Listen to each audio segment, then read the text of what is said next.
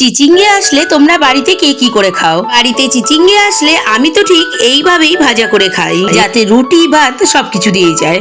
প্রথমে চিচিঙ্গে গুলোকে একটু ছুলে নিয়ে এইভাবে কেটে নিয়েছিলাম। এরপরে কড়াইয়ের মধ্যে তেল দিয়ে তার মধ্যে শুকনো লঙ্কা, কালো জিরে আর ফোড়ন দিয়ে একটু নাড়াচাড়া করে নিয়ে দিয়ে দিয়েছিলাম পেঁয়াজ কুচি।